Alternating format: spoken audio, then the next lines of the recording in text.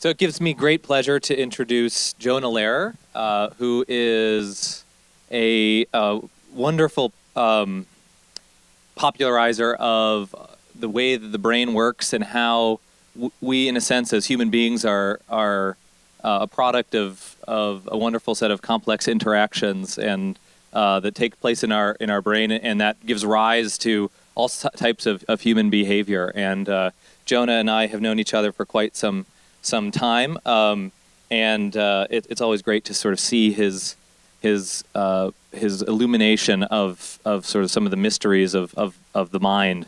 And in particular, Jonah's recently focused on how creativity works, how organizations take advantage of situations that capture and promote those sort of creative moments, what specific characteristics are found in those people and in those organizations.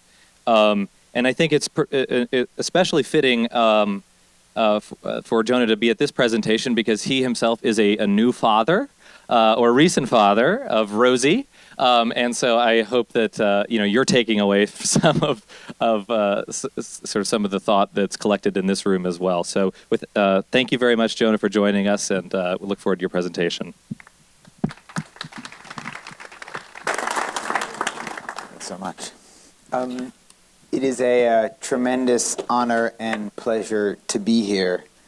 Because this session is nurturing the aha moment, I thought it was worth taking just a little time discussing the neuroscience of aha moments. I'll be talking in general about creativity from the perspective of the mind and the brain, these 3 pounds of meat inside our head running on 12 watts of electricity. And in the last few years, neuroscientists have actually made some interesting progress trying to understand aha moments. They refer to them as moments of insight. And there are 2 defining features to moments of insight. The first defining feature is the answer arrives out of the blue. It comes when we least expect it. The second defining feature is that as soon as the answer arrives, we know this is the answer we've been searching for. It feels like a revelation. And to make a long story short, what neuroscientists have discovered is that these moments of insight come from an obscure part of the right hemisphere called the superior anterior temporal gyrus. But perhaps the most interesting bit of research looks at the factors and situations and contexts that make moments of insight more likely. And it turns out to be a little counterintuitive. I think most people assume when you give them a very, very hard problem, a problem that feels impossible, that what they should do is go to Starbucks and chug a triple espresso and then chain themselves to their desk. Just stare at the computer screen until the breakthrough arrives. The research suggests that's the exact wrong approach. And instead, what people should do is find a way to get relaxed, to stop thinking about the problem, that things that make people much more likely to have moments of insight are things like going for a walk, playing ping pong, watching a 5-minute video of Robin Williams doing stand-up. These are actual controlled experiments, leads to a 30% boost in solving difficult moments of insight problems. My favorite experiment came out last month, and they showed that if you got undergraduates legally drunk, so you serve them 5 beers in an hour, they solve about 45% more of these very, very difficult creative problems that require moments of insight than their sober classmates. So if you really want to nurture aha moments, the research suggests that we should take away the coffee and bring in some alcohol. But it would really be wonderful if all you need to do is to say, to solve very, very difficult public health problems, solve some of the most pressing and important problems there are in the world. All we need to do is to go on vacation, to step away from the desk, to have a beer, to take an extra long shower. That's all we need to know. But of course, that's not the case. And you quickly discover this when you talk to people who actually work in creative fields, who do really creative stuff for a living, whether it's a scientist studying some synaptic protein or, someone trying to write a new symphony. That they often begin with these romantic stories of the aha moment, but then if you press them, they'll start talking about all the hard work that came after, that even after they had their big breakthrough, they still have to go through years and years of iteration, draft after draft, version after version, and that's just hard work. There is no sexy way to describe it. It is just putting in the hours. It is simply not giving up. So what defines this kind of creativity? What defines the ability to just stick with a problem until it's done, until you've solved it, until you've taken your idea and made it fit for the real world? Well, for a long time, there hasn't been a clear answer. And this gets back to a long-standing mystery in the psychology of creativity, which is that If you look at people on the far right side of the creativity bell curve, people like Bill Gates, like Steve Jobs, like, Bob Dylan, like Igor Stravinsky, people who have done a lot, and you ask yourself, what makes them different from you and me? What separates them from the rest of us? First glance, the answer isn't clear, because you can give these people an IQ test, and in general, they're not smarter than the rest of us. Their IQ scores look perfectly ordinary. You give them the battery of old-fashioned personality tests, things like Myers-Briggs and all the rest, and once again, they'll look pretty normal. They may be a touch more extroverted, a little bit more open to experience, but nothing too shocking. But in the last 5 years, neuroscientists and psychologists have begun to make some interesting progress identifying one character trait in particular that sets apart highly successful creative people. And it turned out to be a character trait called grit. G-R-I-T. It's not an acronym. It is what it sounds like. It's about single-mindedness, about having a goal that you are just really passionate about and being able to persist, being able to stick with it until you see it through. It's about not quitting. In the end, grit is about not giving up. The best way to explain to you why grit is so important is to tell you the story of how it was first discovered. A story that takes place in 2004 at West Point, the United States Military Academy.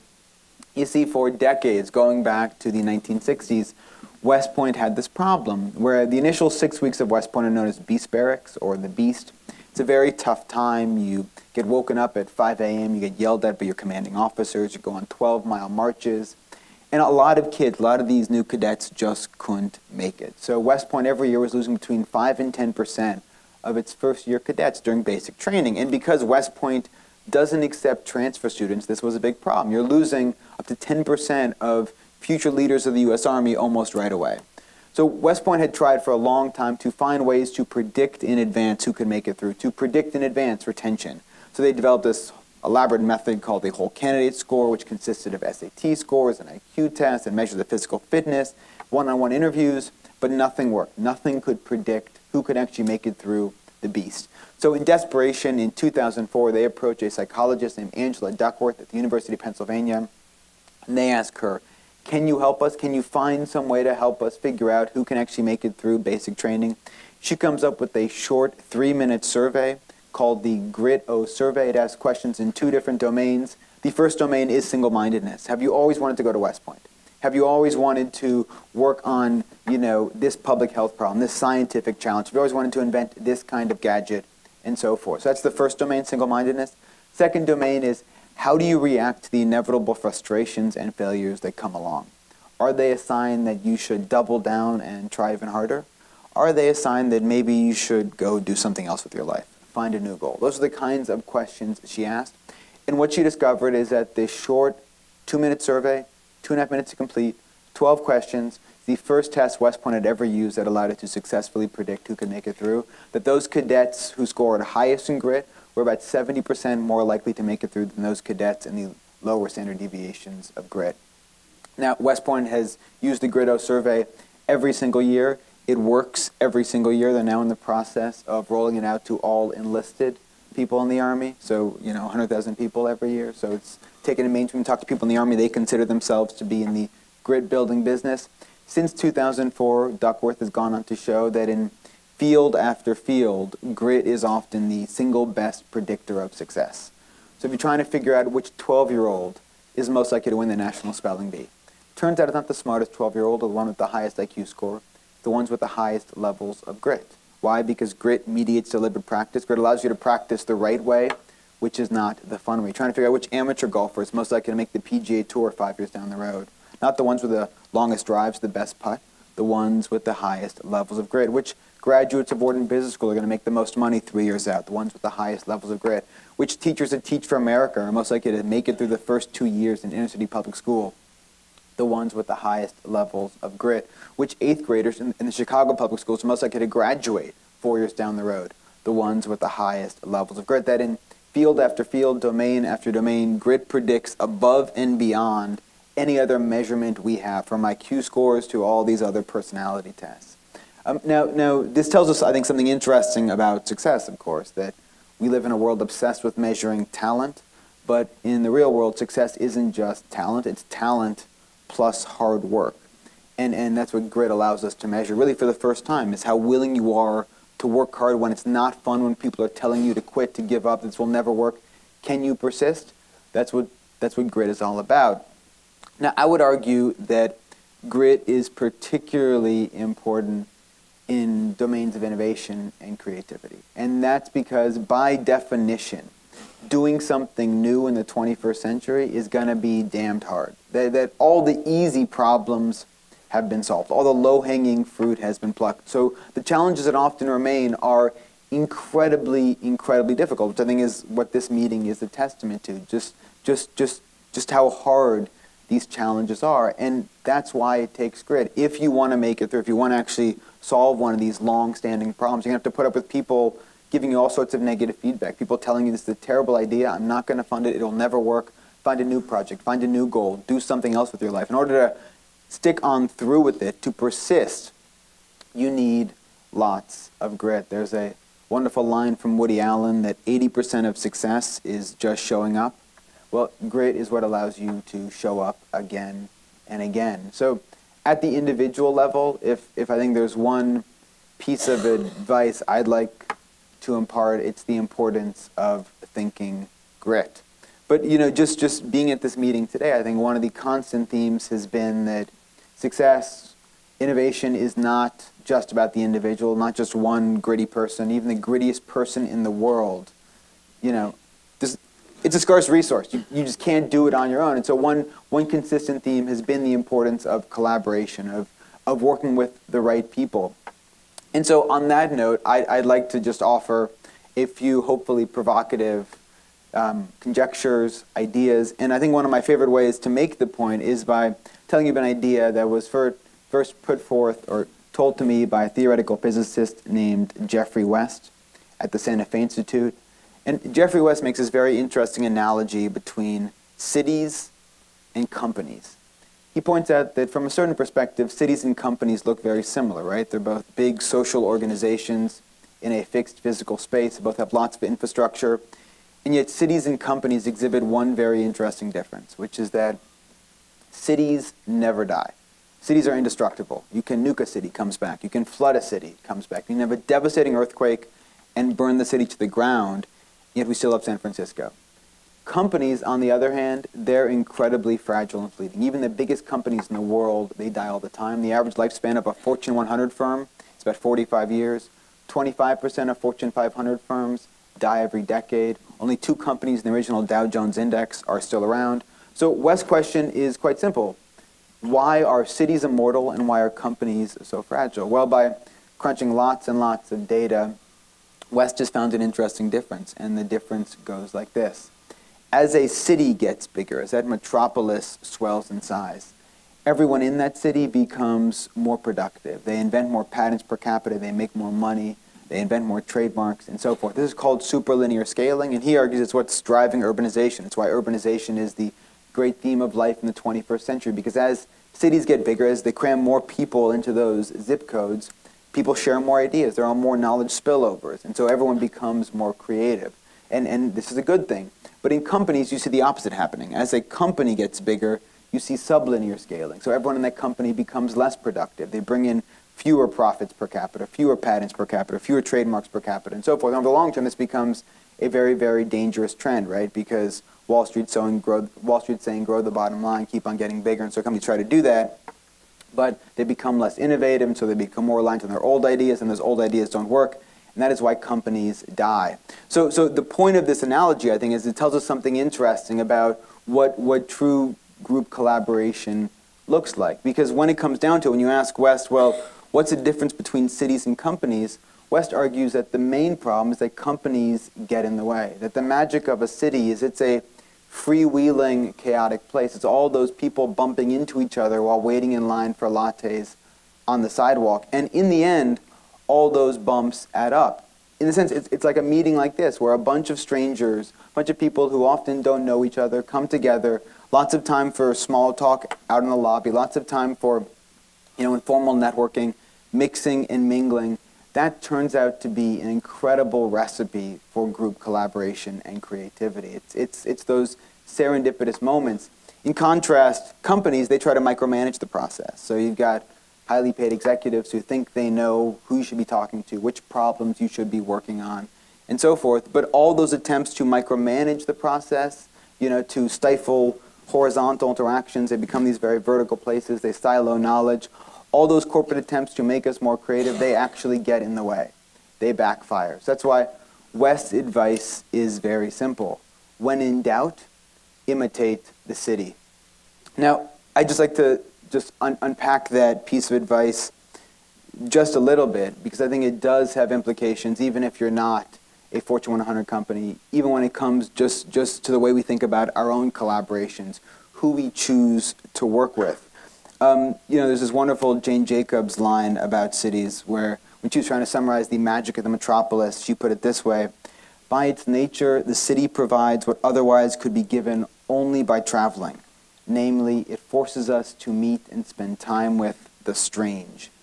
And her emphasis, of course, was on the strange. And I think that is something cities do very, very well. It's something we have to be conscious of in our own life. I think when we live in a city, or the right kind of city, we are naturally exposed to problems and ideas that maybe we wouldn't bump into on our own. Maybe we never on our own type into a Google search. And that's a very good thing. We just bump into serendipitous people and ideas all the time. And this turns out to be an incredibly important part of the creative process, because what cities do by introducing us to the strange is they force us to grapple with ideas that maybe we don't think we're experts in. They force us to confront possibilities that we haven't prepared for. And I think one of the big lessons of at least innovation in the sciences is the importance of going beyond our comfort zone, spending time with the strange, thinking sometimes like an outsider, be willing to experiment with new kinds of problems that maybe challenge our personal backgrounds. One of my favorite examples of this is a website called Innocentive.com. It was started by Alpheus Bingham, who was the former head of R&D at Lilly. And he started because he was very frustrated by scientists kept on coming to him with these impossible problems after they'd already sunk millions of dollars into a drug pipeline. And so he decided in 2001 to make these very difficult scientific problems public, to just post them on the web, attach a reward to it, and then see if anyone could solve it. And he had very low expectations. He assumed, right, these are problems so hard his own scientists couldn't solve. What are the chances some stranger halfway across the world could come up with the answer? But he thought, what do I have to lose? So he made them public. To his astonishment, within 6 months, all of the problems he'd posted online had been solved. He then decided to spin this company off, and this is when Innocentive was born. It's now used by all sorts of huge companies, from Procter & Gamble, Eli Lilly still uses it, Procter & Gamble, Kraft Foods, General Electric, big companies. What they do, these are companies who spend billions of dollars on their R&D budgets, but they post their hardest scientific problems online, and they'll often attach a big monetary reward. So if you can help Kraft Foods come up with a low-calorie chocolate compound coating that won't melt in the sun, you'll get $500,000. If you can help GE solve some chemistry problem for lithium-ion batteries, they may give you $1 million, and so forth. So these are very, very difficult problems. The first impressive thing about Innocentive is that it works. About 45% of these very, very difficult challenges are solved within 6 months. About 25% of them are solved within 6 weeks. About 20% of them are solved within 48 hours. So you often see very, very quick returns. And then these companies sometimes will have to pay out multiple rewards if the problems are solved by multiple people. But there's a reason these big companies use Innocentive, because it's got a proven track record, because it often works. But the most interesting point about Innocentive, and this brings us back, I think, to the value of cities and the value of spending time with people who think differently than you, who work on different kinds of problems. So when you look at who solves the problems on Innocentive, let's say GE posts a chemistry problem. There's a 90% chance that chemistry problem won't be solved by another chemist. Instead, it's often solved by someone on the fringe of that domain. So someone who knows enough to understand the problem, maybe a molecular biologist, maybe a biophysicist, maybe a doctor, who knows? Someone who knows enough to understand the terms of the problem, but not so much they're going to run into the exact same stumbling block as those chemists back at GE. So this has become, I think, a neat case study in the importance of sometimes trusting ourselves to think like outsiders, sometimes forcing ourselves to tackle problems that seem to be beyond our domain of expertise. Because sometimes we know the most, we can see the most, when we're on the outside looking in. One of my favorite examples of outsider thinking comes from Samuel Taylor Coleridge, the Romantic poet. Coleridge had this wonderful habit of attending chemistry lectures in London. And one of his poetry friends once asked him, you know, Sam, why do you go to all these chemistry lectures? Just why don't you spend more time with poets in the pub? And Coleridge had this wonderful response. He says, I go to the chemistry lectures so I can renew my stock of metaphors. And I think in the end, that's what we gain when we are exposed to the strange. I think that's what cities force us to do, but I think really I'm talking about cities as the metaphor here. I think it's something we should all seek out in our own lives, spend time with people who think differently than us, who are working on different kinds of problems, go to meetings like this, where we still are forced to meet and mix and mingle in person. So just in closing, just a few quick notes, a few hopeful takeaways. You know, think grit. If it were easy, it would be done already, and that's why it does require grit. That's why we keep on having to show up.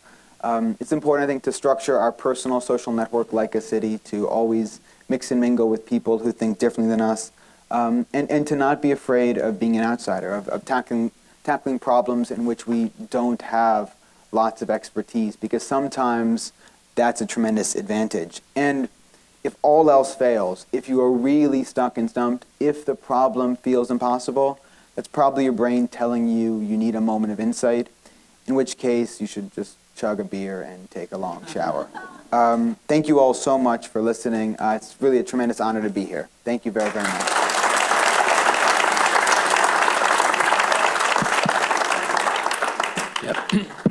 Yep. Thanks, Jonah.